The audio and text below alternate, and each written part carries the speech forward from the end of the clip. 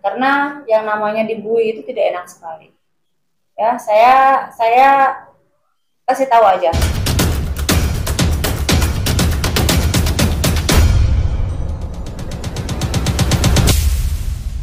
Cintiara Alona diduga menjadi korban penipuan oleh sepasang suami istri. Cintiara Alona mengaku ditipu pasangan suami istri berinisial RS dan DS. RS dan DS ini menurut pengakuan Cintiara Alona adalah calon legislatif, caleg dari partai berlambang burung Garuda di wilayah Sukabumi yang tak terpilih. Cintiara Alona menjelaskan, penipuan itu bermula saat dirinya menyerahkan BPKB kendaraan roda 4 jenis BMW 320i sebagai modal investasi kepada RS, pada Februari 2024, mantan model itu mengatakan ia tergiur akan iming-iming pelaku. Ia pun merelakan bukti kepemilikan kendaraannya sebagai modal investasi. Kiranya dugaan penipuan perihal mobil ya, yang mana saya merasa dirugikan, yang mana orangnya juga yang sudah saya selidiki. Bukan cuma saya aja ya korbannya, yaitu ada 5 orang, cuma lolos terus ya. Siapapun dia backupannya, kalaupun memang dia salah, tetap saya akan minta keadilan, ya. Yang mana juga kerabat-kerabat juga tahu, perihal saya juga pernah yang namanya dihakimin, saya salah dihakimin, yang mana saya juga mau siapapun yang berbuat salah, saya juga minta keadilan dihakimin juga, gitu. Dalam arti dihakimin secara hukum.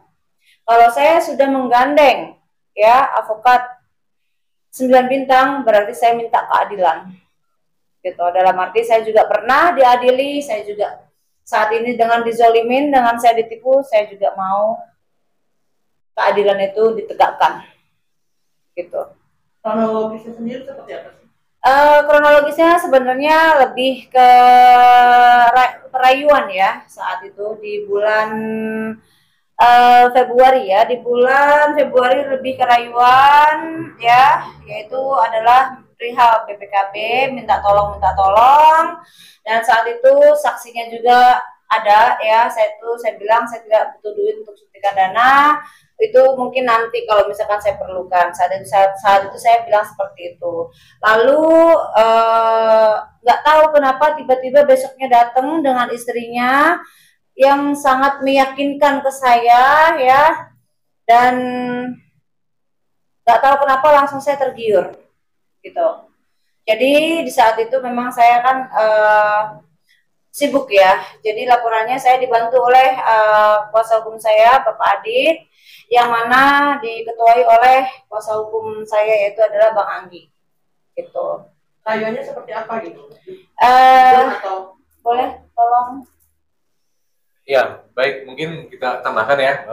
Jadi terkait dengan rayuan itu bermula dari sejak awal bulan Januari. Sejak bulan Januari, sebetulnya kalau kenalnya itu kenal sudah lama, hanya di bulan Januari itu baru mulai ada rayuan-rayuan. Yang pertama terkait dengan peminjaman mobil terlebih dahulu. Peminjaman mobil bahwa Ibu Alona membutuhkan uang, beliau ada pendana, ibaratnya pendana seperti itu. Pendana itu memberikan dana dan akan dijanjikan setiap bulan ya Bu ya. Yeah. Setiap bulan ada keuntungan senilai sekian lah kurang lebih. Nah, selama 3 bulan itu sudah hampir selesai. Akhirnya ibu ini masih ingin meminta untuk biaya-biaya lain karena ada kebutuhan dari Ibu Alona, sehingga adalah tawaran bahwa mobil ini akan dilakukan penjualan. Nah, pada saat mobil itu akan dilakukan penjualan, diserahkanlah dokumen-dokumen atas kendaraan roda 4 tersebut kepada si terlapor ini. Nah, namun terkait dengan pembayarannya itu yang tidak selesai hingga saat ini. Terakhir, bahwa Bu Alona sebelum melakukan penempuhan jalur hukum, Ibu Alona sudah meminta secara baik-baik. Dia sudah minta baik-baik, kembalikan saja kendaraan roda 4 tersebut, atau memang kalau misalnya tidak bisa membayar. Namun kemudian hingga saat ini Ibu Alona tidak mengetahui di mana kendaraan roda 4 tersebut, dan uang atas penjualan terhadap kendaraan roda 4 tersebut pun tidak diberikan hingga saat ini. Nah, dari situ baru Bu Alona kami dampingi terkait dengan proses permasalahan hukum yang sedang dihadapinya. Seperti itu. Artinya berapa kerugian, berapa nominalnya, berapa ratus? 350 juta. 350 juta. Artinya kenapa kamu berpikir kok tiba-tiba kamu aslinya kamu ngasih ke BPKB, STNK, semua kamu kasih? Pertama memang iya sih, saya berikan itu BPKB, dia butuh bantuan. Nanti kalau misalkan saya nggak ada yang bantu saya, ini nanti yang ada investor saya akan pergi semua. Jadi kita sama-sama ini terus diiming-imingkan ya.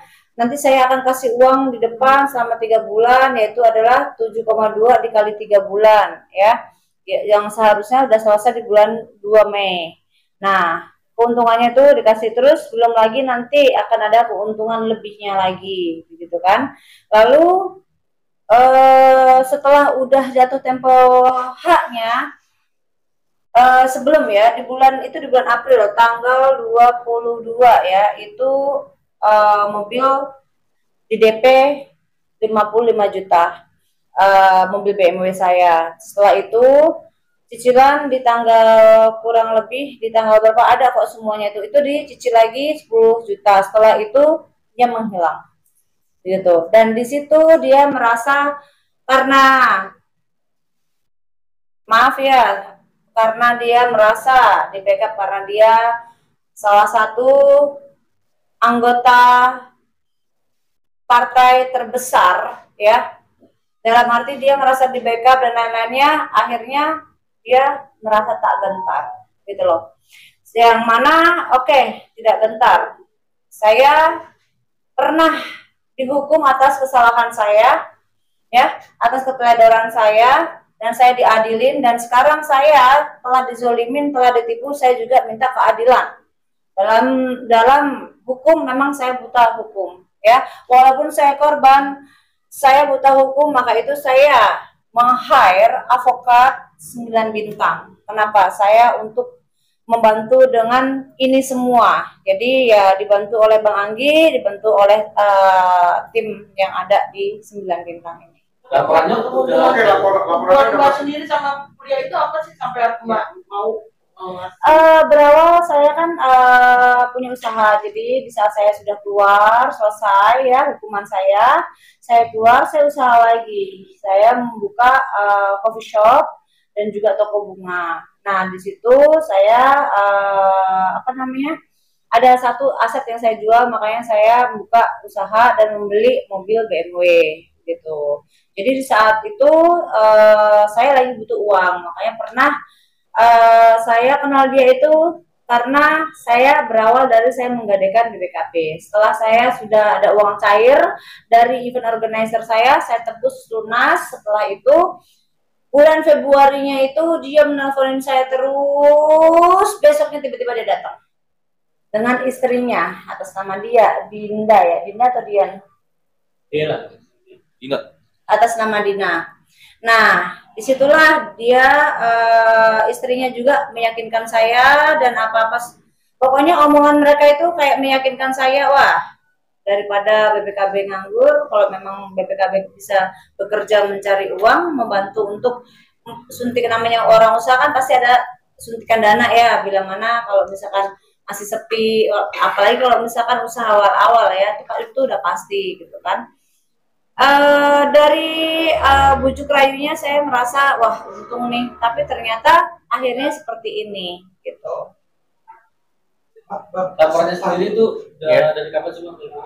Jadi atas kronologis tadi yang disampaikan oleh Ibu Alona terkait dengan peristiwa yang telah dialaminya, kami sudah melakukan laporan polisi atas dugaan tindak pidana yang dilakukan oleh tadi yang disampaikan saudara S dan Ibu D. Nah, itu dugaan tindak pidana penipuan dan penggelapan, di mana konstruksi hukumnya itu pasal 372, 378. Nah, terkait dengan laporan polisi tersebut, sudah kami lakukan laporan polisi di Polres Bogor. Kenapa di Polres Bogor? Karena tempat kejadiannya berada di Kabupaten Bogor. Artinya secara wilayah yurisdiksi itu ada di Kabupaten Bogor, sehingga masuk dalam wilayah Polres Bogor. Itu pada hari Selasa tanggal 6 Agustus tahun 2024 kita sudah lakukan pembuatan laporan polisi yang dilakukan oleh Ibu Alona atas peristiwa yang tadi dilakukan dengan terlapor 2 orang tadi berinisial R dan D, dan dugaan kerugian kurang lebih 350 juta dengan konstruksi hukumnya pasal 378 junto 372. Kalau menurut saya nggak usah disingkat aja ya Bang ya. namanya Reki Suprayogi, ya, yang mana dalam partai besar yaitu Partai Gerindra. Gitu. Kamu kan merasa bilang bahwa dia di backing itu, kamu tahu atau dia ngomong dia di backing atau hanya gini aja? Saya menyelidikin sebenarnya. Saya menyelidikin gitu. Jadi yang 5 orang yang sudah tertipu itu case-nya ditutup. Dan ini saya tetap akan maju sampai tuntas. Saya nggak akan mundur. Ditutup oleh? Laporannya nggak diterima dan laporannya case close, dan ini saya nggak mau. Dan alhamdulillahnya saya meng-hire kuasa hukum yang tidak salah. Dalam arti benar-benar kuasa hukum saya betul-betul maju. Nah, pihak polisi sendiri sudah memanggil Bu Alona sebagai pelapor dan bukti-buktinya.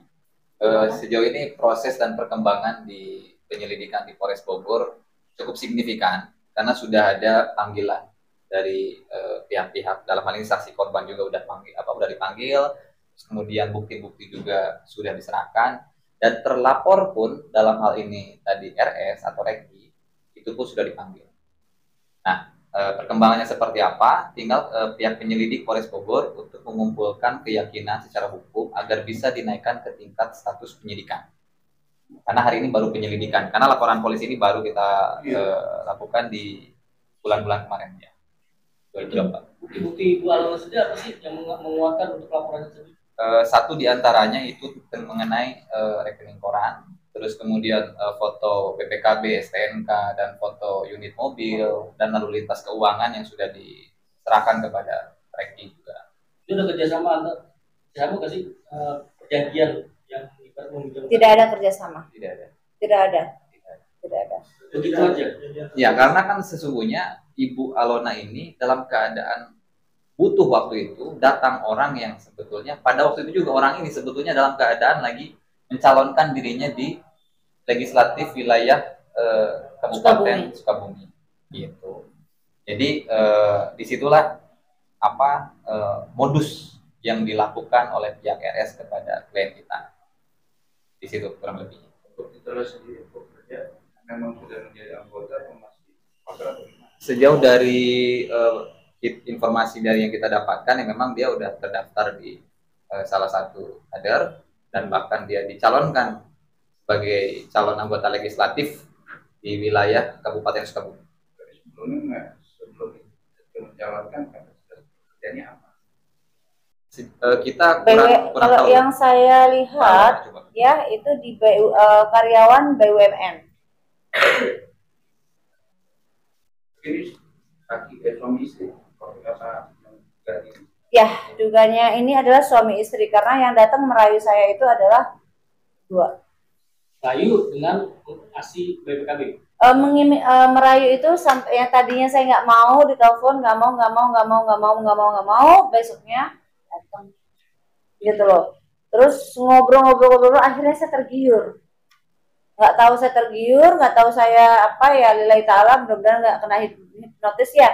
Dalam arti saya tergiur, ya namanya siapa sih yang nggak mau usaha yang menguntungkan gitu kan. Kita kan namanya juga basic saya memang usaha ya, siapa sih yang nggak mau yang menguntungkan, tapi ternyata bukannya untung malah untung. Ya.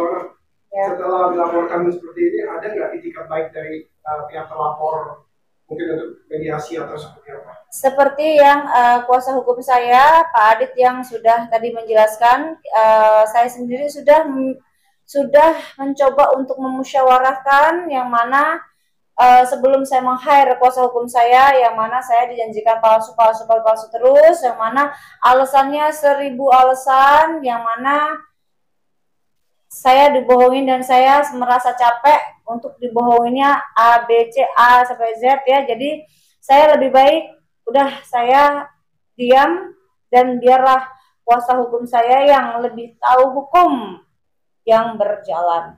Kami sendiri digantinya perapatan mobilnya sendiri masih ada.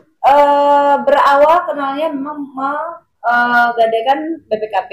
Lalu di saat saya kan juga ada event organizer, WO ya, wedding organizer ya, yang mana itu sudah cair, saya tebus, setelah saya tebus kan dari saya. Nah setelah itu di bulan Februari itu dia menelponin terus saya untuk bantu BPKB gitu loh, masalah BPKB aja. Jadi apa namanya usaha di dalam apa sih BPKB ya, BPKB tersebut cuman saya saat itu sebenarnya saya nggak butuh uang, cuman mereka datang berdua. Nah, meyakinkan saya, beberapa meyakinkan, akhirnya saya ambil BPKB tersebut, saya serahkan tanpa ada surat tanda terima. Tapi CCTV ada. Salah satu rayuannya itu apa? Yang dijanjikan sama si keuntungan adalah 300 juta nantinya. Itu bentuk apa? Uang. Kerjasama. Bukan lebih kerjasama sih, lebih menguntungkan ya.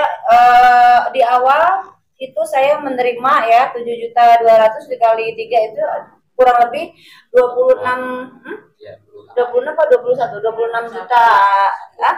21.600.000 lah kurang lebih ya di situ ya.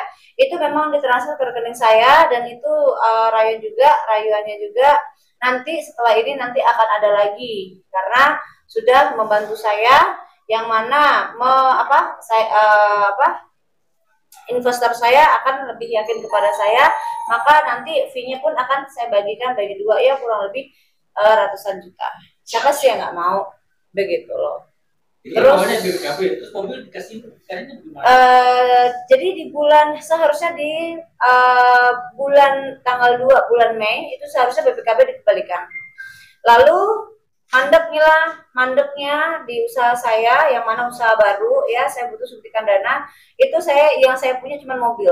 Jadi karena saya berdiri sendiri ya, jadi mobil itulah yang saya bilang ke Reki, ada nggak yang mau beli mobil ini? Saya bilang begitu kan, saya mau jual. Oh ada, tapi di DP dulu 55 juta, mau nggak? Ya karena saya butuh, saya bilang saya mau begitu. Dan di situ lah mobilnya Lenyap, PPKP-nya pun lenyap. sisa duit tidak ada. Tidak ada. Tetap mau proses sampai selesai. Iya, karena dari musyawarah saya ya sudah berbulan-bulan tidak ada sedikit pun etikat baiknya, maka dari itu saya lelah, saya minta bantuan ya, saya datengin ke kantor advokat ya 9 bintang, yang mana saya bertemu dengan Pak Adit, Pak Anggi sebagai ketua di advokat 9 bintang. Saya konsultasi dan lain-lainnya, yang mana saya minta saya pernah dihukum, diadilin atas kekeliruan saya, dan saya minta ini juga kalau bisa ya sesuai dengan keadilan seperti yang saya pernah diadili. Pak ini laporan sudah masuk tanggal berapa ini laporan? LP ini masuk 6 Agustus 2024. Jadi sebelum laporan polisi ini dilakukan, kita ini melayangkan somasi sampai 3 kali. Dari 3 kali itu 1 diantaranya saudara Reki ini datang ke kita, dan dia mengakui bahwa uangnya dipakai untuk nyalon. Oh iya. Ini nggak bang? Ya. Saya nggak tahu. Sumpah, saya nggak tahu. Tapi sih pada prinsipnya dengan pengakuan itu telah membuktikan bahwa klien kita memang dilakukan kejahatan terhadap klien kita, dan tentunya kerugian yang ditanggung oleh klien kita. Itu ada pengakuan di situ. Awalnya sudah direkam atau? Memang ini sebetulnya rahasia, tapi mau tidak mau saya sampaikan hal ini karena memang ya pengakuan itu dalam hukum memang diperlukan. Nah, tinggal kan pihak penyelidik atau penyidik untuk membongkar atau menanyakan terkait kemana lalu lintas uang yang sudah dipakai oleh si terlapor ini, ya, untuk kepentingan dia selama proses pencalonan. Jadi bisa juga uang hasil penjualan mobilnya Mbak Alona bisa buat yang harus diserahkan ke sini malah dipakai untuk yang lain. Nah itu dugaan tindak pidana penipuan dan penggelapannya. Yang pertama, yang kedua, pertama dia datang. Tadi bilang katanya 3 kali. Somasi 3 kali. Dari 3 kali itu dia cuma 1 kali datang. Tapi pada saat dia datang ada itikat baik untuk itikat baik. Ya, itikat baiknya sudah kita deteksi seperti halnya yang sudah disampaikan oleh klien kita.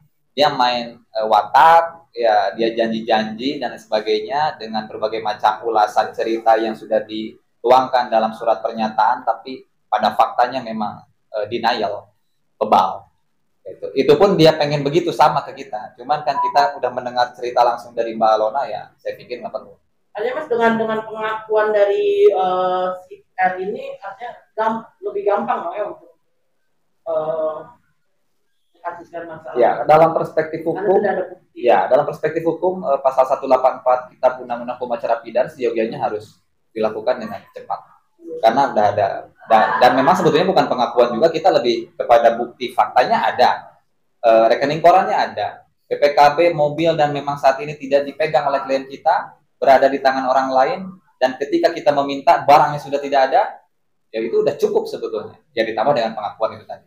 Oke, Alona, seandainya setelah kamu respon ini dan dari pihak sana beritikat baik, baru mulai beritikat baik, apakah kamu akan membuka jalan damai atau gimana? Damai. Bila mana kerugian saya itu dibayarkan, karena yang namanya dibui itu tidak enak sekali. Ya, saya kasih tahu aja, sangat nggak enak sekali. Ya, dengan kamu Reki Prayogi, ya, kamu membawa bendera partai yang sangat besar. Dengan kamu seperti ini, satu, menyemarkan nama baik partai kamu. Kedua, kamu menyemarkan diri kamu sendiri, menghancurkan diri kamu sendiri. Kamu menghancurkan saya, sampai kafe saya tutup, dan saya juga akan menghancurkan kamu. Kalau ini jadi pembelajaran buat kamu gak sih? Kan mungkin dulu juga sering pernah kejadian dengan beberapa kali perempuan, delapan. Nah ini sekarang jadi lagi, ini kamu nanti ke depannya bagaimana sih ketika memilih teman atau melihat orang gitu yang tidak terjadi lagi? Kalau saya akan lebih konsultasi kepada kuasa hukum, yang mana sekarang kan saya ya punya usaha, yang mana saya punya kuasa hukum di 9 Bintang. Pasti kedepannya saya akan lebih konsultasi lagi, biar tidak ada hal-hal yang tidak diinginkan lagi gitu. Karena kan memang saya buta hukum. Bila mana kuasa hukum saya bilang yes, saya akan lakukan. Bila mana tidak, saya tidak akan lakukan. Itu antipasti saya.